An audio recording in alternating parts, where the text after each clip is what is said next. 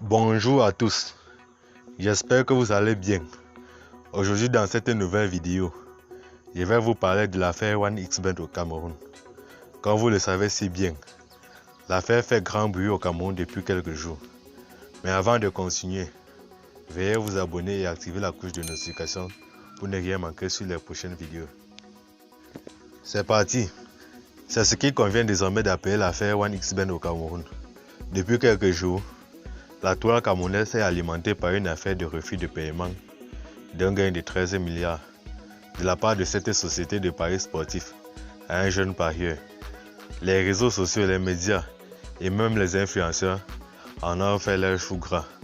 La société est sortie de son silence et a pu bien communiquer pour apporter sa version des faits, sans toutefois démentir l'information principale. En effet, le siège de 1xBet, qui se trouve à l'avenue Kennedy à Yaoundé, a été assiégé par de nombreux parieurs pour constater de leurs propres yeux le refus de payer un gagnant qui a misé 90 francs pour gagner la somme de 13 milliards 600 millions de francs CFA.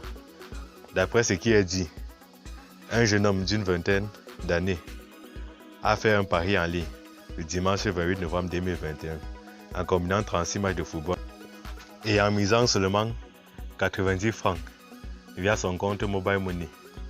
D'après ce qui est dit, le total du gain s'est chiffré à la somme de 13 milliards 600 millions de francs CFA. À l'issue des matchs que le parieur a choisi, il s'avère qu'il est sorti gagnant. Alors qu'il attendait son paiement instantané via son téléphone, il a reçu un coup de fil lui disant que le réseau connaît quelques perturbations et qu'il veuille patienter 30 minutes maximum pour se faire payer. Les 30 minutes passées, le jeune parieur n'a plus eu la moindre communication d'où qu'elle vienne pour lui expliquer quoi que ce soit.